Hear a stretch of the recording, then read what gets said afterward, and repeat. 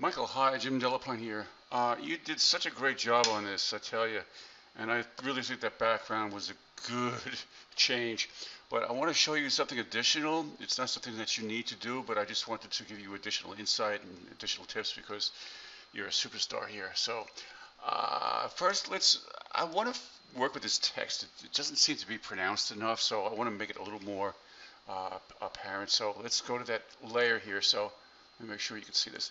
So I see that you have a photo filter on there, and then you have diamond plate texture was inside the text. So what we're going to need to do is rasterize some things so that it can all be scaled together. So I'm going to right click on the text layer and rasterize the type. Then I'm going to merge all these layers together. So I selected all three and merge layers.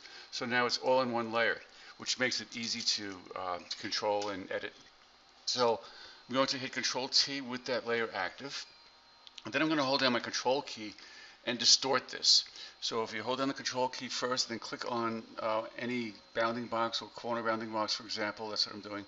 And you can click and pull, and you can distort that. Okay, so you kind of have to be a little careful with it.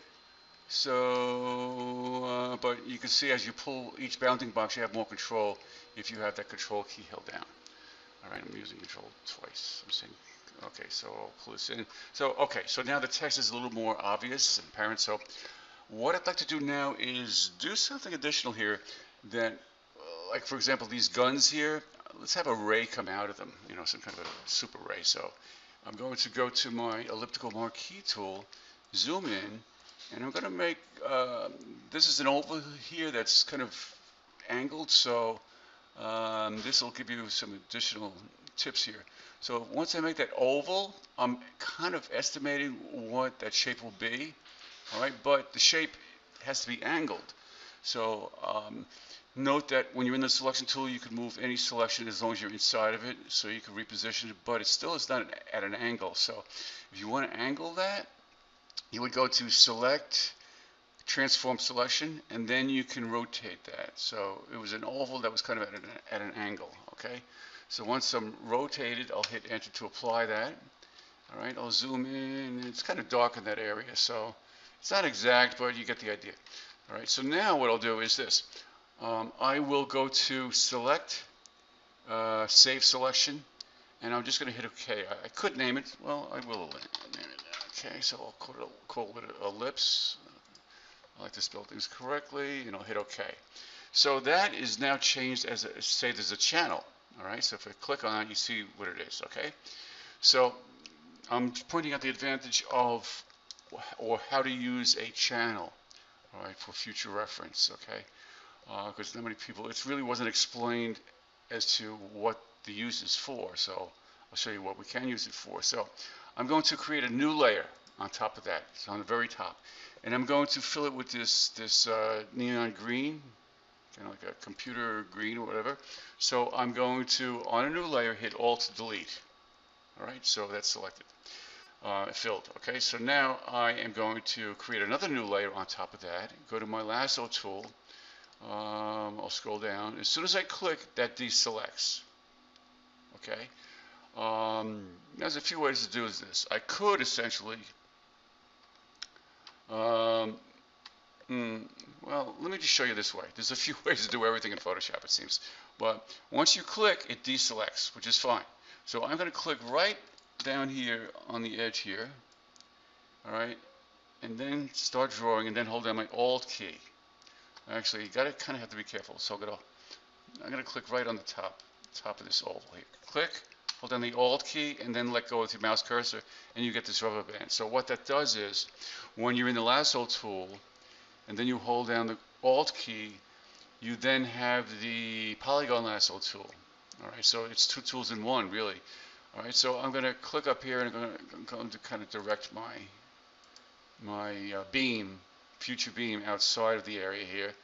So I'm clicking here, and then I'll come down here to the bottom of the oval, click, and then let go. All right, so I have this as a selection now, because I'm going to fill this with the color for that beam, all right, that's coming out of this gun here, for lack of a better word.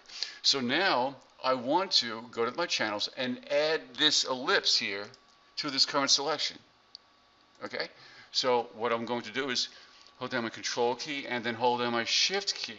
That will add to the current selection. So you can kind of see the little plus sign on the icon of my cursor here. So once I click, it's adding that selection to the current selection. Okay? All right. I know it sounds a little complicated, but all right. So now on this brand new layer, I'm going to hit Alt Delete to fill with the background color again. I'm sorry, the foreground color. All right. Let me zoom out a little bit. Now I'm going to create a layer mask for that layer. Whoops, let me undo that. Let me deselect first and then create a layer mask. Actually, I could have left that as is, but all right. So with that selected, I'm going to go to my gradient tool. All right, and I'm going to click and drag to create a gradient on the layer mask. All right, so I'm going to click and drag up so it creates something that looks like that. Okay, so you see where I'm going here. All right, so, I mean, we could do that and come the other way. You know, we could do that. And that probably makes more sense, but either way will work. So the reason for having this underlying circle is that it now it's really what is more realistic. Okay, so you can click and drag again, you know. So it really depends on your origin point as to what it's going to look like. Okay, so I think that looks pretty good. All right, so yeah, I just wanted to throw that out there at you, and I see that you made some additions to this, and everything looks great. So I would suggest having fun with this. So now that you know this, you can apply that technique over here to the other gun. All right, you can make it any color you want. Another tip here: if you want to change the color very quickly with this layer active. I'm going to lock the transparent portion of that layer, okay, and I'll change the color. Let's see, let me go, I'll just make it red, all right, for the heck of it, all right. So I'm now going to fill this entire layer with this new red, but I've now protected the transparent portion, so Alt Delete, okay, you see that?